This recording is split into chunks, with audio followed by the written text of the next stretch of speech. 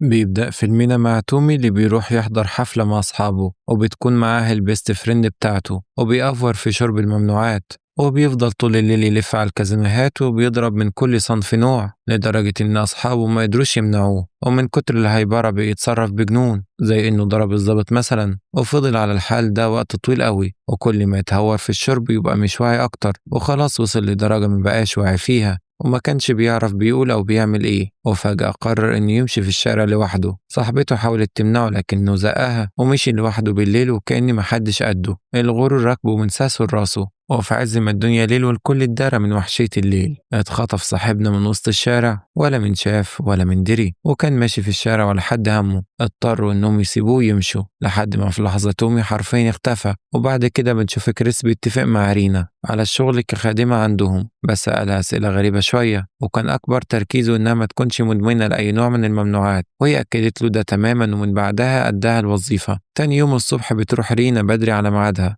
وده مش بيعجب كريس بس بيعديها لها المرة دي. المهم إنهم أول ما بيدخلوا البيت بيفتشها بجهاز آلي وبيطلب منها تفرغ جيوبها. بيعتذر منها وبيقول لها إن ده إجراء طبيعي لأي حد بيشتغل عندهم، وآخر شرط للخدمة كان هو عدم استخدام الموبايل أثناء الشغل. وبعد كده بيقعدوا يتفقوا على الأساسيات، واللي منها إن أي رفض للمهام يعني إلغاء العقد اللي بينهم. كمان لازم تمضي اتفاقية سرية. وبتدخل عليهم كاترين بس مش بتنطق بولا كلمة. وبعد كده بيطلع يفرجها البيت وبيعرفها على ابنه الصغير جو اللي بيقولها إنه بيحب أفلام ديزني والكورة. وبيجي عند آخر موقع مريف في البيت واللي بيكون عايش فيه تومي، بس مش أي عيشة. تومي مربوط بسلسلة في رقبته ومحبوس، وده سبب لها ذعر لأنها حالة خطف رسمي. بتسيب القبو وتطلع فوق، وبيجري وراها كريس وبيفهمها إن ده شخص مريض وإحنا بنساعده، لكن هي ما بتسيبوش يكمل كلامه وبتجري تاخد شنطتها. هددها في المداري كده إنها في أي لحظة ممكن تترحل على مقدونيا، وهنا بتقرر إنها تخدم في البيت من سكات عشان خايفة تترحل، وخصوصا إنها هربانة من أهلها. ولما الأمور استقرت اداها مع أدوات التنظيف شوية أسلحة تقدر تحمي بيها نفسها لو تومي أذاها. بتاخد أدواتها وبتنزل القبو، فبيصحى تومي من صوت الغسالة وبيتحايل عليها تنقذه وتفك السلسلة، لكن هي بصت له وطلعت فوق تاني. بعد ما بيحضر كريس وابنه الأكل بيجهز طبق لتومي وبينزل بيه على تحت، لكنه بيرفض ياكل وبيحدفه وبيقول له إن لما بيطلع من هنا مش هيرحمه وهيقتله هو ومراته. وما اكتفاش بمجرد التهديد، قام وحاول يهجم عليه، وعلى طول كريس كهربه وطلع عادي جدا يكمل عشاء مع عيلته. ولما سألوه قال لهم إنه أكل، بس مراته ما صدقتش وسألته حصل إيه وهو مردش عليها. المهم إنه لما خلص نزل تحت عند تومي وخلاه يتفرج على بشاعة الجرايم اللي عملها، وهو مش طبعا في وعيه تماما. الغريب بقى إنه ما كانش زعلان ولا متأثر، بالعكس كان مبسوط وفخور باللي عمله. كريس ذكر له التجاوزات اللي في الفيديو بقت آخرهم امتلاكات عامة وكمان سارق عربية. ولما بيجي الليل وبيفضل تومي في القبو لوحده بيهايبر من تأثير خروج المواد السامة من جسمه، فبيفضل طول الليل يتحرك ويفرك. وتاني يوم الصبح بتقرر كاترين تنزل القبو مع جوزها، لكن للأسف بيحدف تومي البنطلون وهو مش نضيف عليها،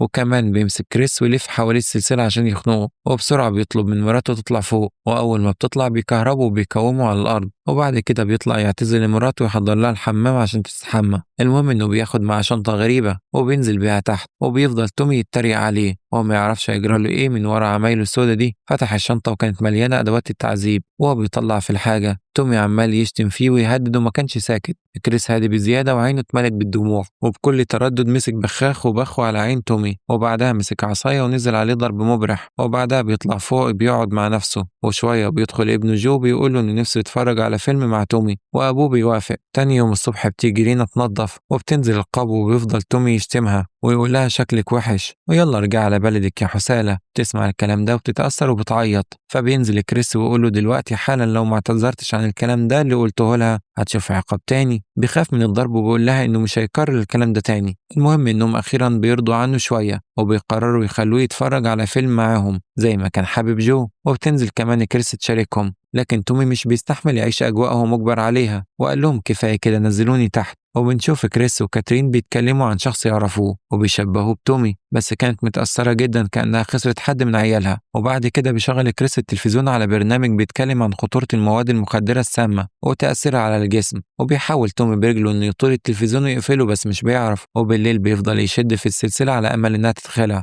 الفترة اللي بيمر فيها بأعراض الانسحاب بتخلي عنده فرط حركة وعصبية، بس ما بيلاقيش قدامه غير الوضع اللي اتحط فيه، فيا إما يتأقلم عليه ويعيش أو يستمر على العناد والرفض. المهم إن كاترين بتنزل تاني مع جوزها، والمرة دي بيعتذر لها تومي عن تصرفه السيء معاها. واضح إن في جزء من شخصيته بدأ يهدى. كريس بينبسط بجد وبيعرفه إنه فخور بيه، وجه يفتح له التلفزيون بس تومي ما كانش حابب. شوية ولقوا كاترين داخلة عليهم بكرتونة، وبتلاحظ إنه عنده ضعف نظر، عشان كده جابت له أكتر من نضارة يجربها. رفض في البداية وقال لها أنا سليم ومفيش فيها حاجة، لكنه بعد ما جرب النضارة اللي جابتها له حس بفرق رهيب وانبسط جدا إن الحاجات بقت أوضح حواليه. قعدت كاترين على جنبه وفتحوا له التلفزيون تاني وجابوا له المشاهد الزبالة اللي كان بيعملها عشان يشوفها كويس بالنضارة الجديدة. توم اتعصب وقال له على فكرة ضابط المراقبة اللي قصاد بيتنا لما يلاقيني اختفيت هيسأل عليا وهيوديكم في داهية. كريس بكل هدوء قال له دي تفوتني، ما هو طفش من جنونك وتصرفاتك معاه. وبعد كده بيقرروا يعملوا له حمام خاص له في القبو، وبيدوا له هدوم عشان يستحمى، يعني بيخلوه يرتقي لمستوى البني ادمين شويه. بتدي كاترين كتاب صغير لصاحبنا وبتقول له اقرا هينفعك. بيحاول انه يرفض فبيغمز له كريس، فاخده على طول وقال له انه يقراه. المهم انهم فجاه بيسمعوا صوت خبط. كريس بيمسك اداه الكهرباء وبيهدد تومي بيها انه لو فتح بقه هيكهربه، وشاور لمراته تطلع فوق تشوف الدنيا فيها ايه. فبتطلع وبتلاقي ان جو فتح الباب، وكان في راجل جايب له مطرد. بتمضي على استلامه وبيمشي، وبتروح لابنها وبتقول له ياخد باله ما يفتحش لاي حد المره الجايه. بعد كده بتيجي كاترين متفاجئه انها لقت في جيب ابنها علبه سجاير، فراح عنده وساله بشكل مباشر عن علبه السجاير. في الاول كدب عليه وقال له ده انا بس كنت شايلها معايا، لكن لما ضغط عليه شوية اعترف إنه جرب منها واحدة بس ومش ناوي يكررها تاني. وكاترين واقفة وراهم وسمعت حوارهم، فقررت إنها تعاقب ابنها بإنه تخليه يشرب سجاير كتير غصب عنه. رينا جت ونزلوا القابوا عن الغسالة، وتومي طلب منها سجارة، بس طبعا في الشغل ممنوع أصلا تكون مدخنة، بس قفشها لأنه بيعرف المدخنين من على بعد. فطلب منها على الأقل تديله البانة فادتها له، بس لما سألها عن المكان اللي هم فيه خدت بعضها وطلعت وما ردتش عليه. بعد ما طلعت حاول يطول أدوات التنظيف برجله بس معرفش، وأول ما سمع صوت حد نازل نط مكانه ومسك الكتاب وقعد مؤدب. نزل كريس ومعاه الأكل، بس تومي ما بيقفلش بقه أبدا، فضل يتهمه بإنه ضابط شرطة وبيطلع عليه حوارات قديمة، بس بدل ما يقبض على الناس بيخطف الأطفال ويعذبهم. وفضل يستعطفه بإنه ليه أهل وأصحاب وناس بيحبهم ومشتاق لهم ومشتاق له. وبعدها صوته عالي وحلف له بالله إنه لو خرجه من هنا مش هيفتح بقه ولا هيجيب سيرة اللي حصل لحد أبدا. لكن كريس كان رد فعله من العيار التقيل، ورا له مين فيهم اللي بيخطف ويعذب. فتح له التلفزيون وساعتها نزلت تشاركهم كاترين هي كمان، والفيلم المرة دي كان على طفل صغير طالع من مدرسته مسكوت ضربوه وطفوا السجاير في وشه ورموا له تليفونه. لكن الصراحة تومي أول مرة يبين تعاطفه مع واحدة من جرايمه البشعة وعيونه دمعت. تاني يوم بينزل كريس وبيكون حاطط في طبق الأكل بتاعه شوكة وسكينة معدن بدل البلاستيك كنوع من الاختيار، ولقاه ما خباش منهم أو مثلا حاول يعمل بيها حاجة. والحلو بقى إنهم قعدوا يتكلموا مع بعض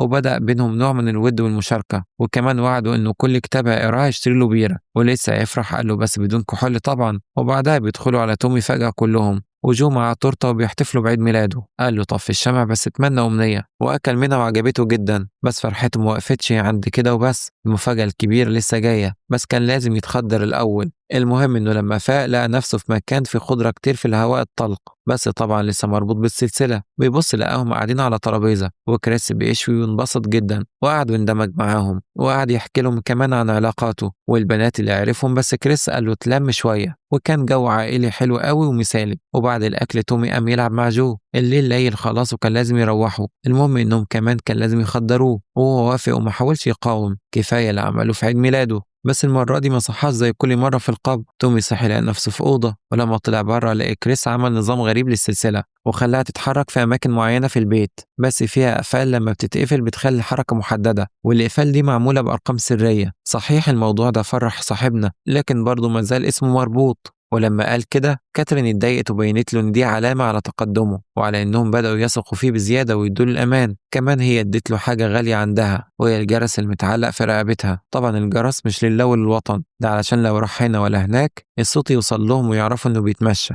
كريس بيشتغل على الموضوع ده بقلب جامد وبإتقان حقيقي، وقال له مجرد ما القفل يفتح هتقدر تتجول في البيت كله براحتك. وبيوري له كمان انه يقدر يمارس حياته في البيت كأنه فرد من العيلة، زي انه ياكل وسطهم ويتفرج على التلفزيون وحاجات تانية كتير. العيلة دي بجد حبته من قلبها، والواضح انه بدأ يتعلق بيهم وكأنه لقي نفسه في حضنهم، ومن كتر ما حبوا الحوار قعد يلعب بسلسلة زي المرجحة ويلاعب جو معاه. وفي مرة بالليل وهو قاعد بيلعب مع جو وراله نقوش غريبة على الترابيزة، فاستغرب هي كانت لحد معين، لكن جو حب يهرب من الإجابة وضحك عليه بإنهم جايبينها مستعملة كده. لكن تومي كشف كذبة وعارف إن كان في حد في يوم من الأيام مكانه. بس قبل ما يجاوبوا جو ندهت عليه مامته عشان يستحمى تعتبر أنقذته. بنشوف بعد كده رينا ماشية في الشارع وحاسة إن في حد بيراقبها وعرف مكانها، ووصلت شغلها ولما كانت بتنظف لاحظ تومي إنها متوترة، فبيهزر معاها وبيوعدها إن لو شاف اللي ضايقها هيضربه جامد. المهم إن تومي بيحاول يلف ويدور عليها وقال لها أنا عايز أنزل أتفرج على التلفزيون شوية،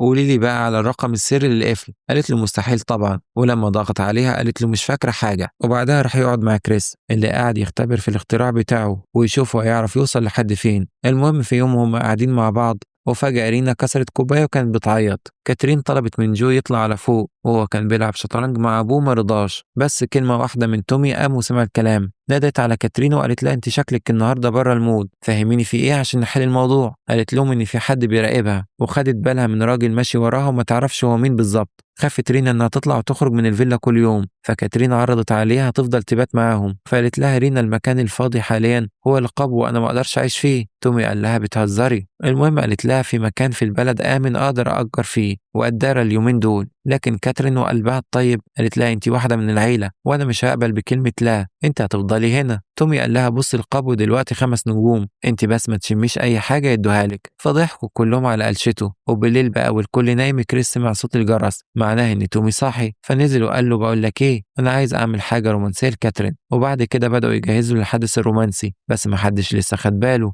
المهم تومي قال لكاترين انه عايز يتكلم معاها على انفراد وفضل يناقشها في الكتاب اللي قراه، وبرضه كان بيتكلم عن الممنوعات. وفي وسط الكلام خيرها بين اتنين، اللاوعي السعيد ولا مواجهة الواقع الصارم. قالت له ان الممنوعات ما هي الا وسيلة هروب وهيخسر بسببها. وفضلوا شوية يتناقشوا في الكتاب وعن الممنوعات، وطلع كل ده حوارات في الفاضي علشان يخللهم الجو عشان يجهزوا المفاجأة لكاترين. وقف تومي يبص على الشباك ويتأمل قد ايه هم مبسوطين وانه قدر يساهم معاهم. وجات رينا ووقفت جنبه وحس معاها بالموقف الرومانسي ده وعكسها وقال لها ما كان زماننا هناك برضه، بس هي ضحكت باستهزاء كده ومشيت. وبعد ما فضل يتفرج عليهم شوية ومتأثر بيهم وعينيه كلها دموع، كان في حاجة تانية بتدور في دماغه هنعرفها دلوقتي. راح لرينا وطلب منها طلب غريب شوية ومش مفهوم سببه. طلب منها تفتح درج الشوك والسكاكين وتطلع منها أداة كده طويلة. هي فضلت واقفة مساهمة وقالت له ما أقدرش أعمل كده. قال لها على الأقل ما تفتنيش عليا. فضل يتحايل عليها كتير وساعتها قررت إنها تفتح الدرج وتمشي ولا كأنها عملت حاجة. وأثناء ما الكابلز اللطيف مشغول بالرقصة والأجواء الرومانسية،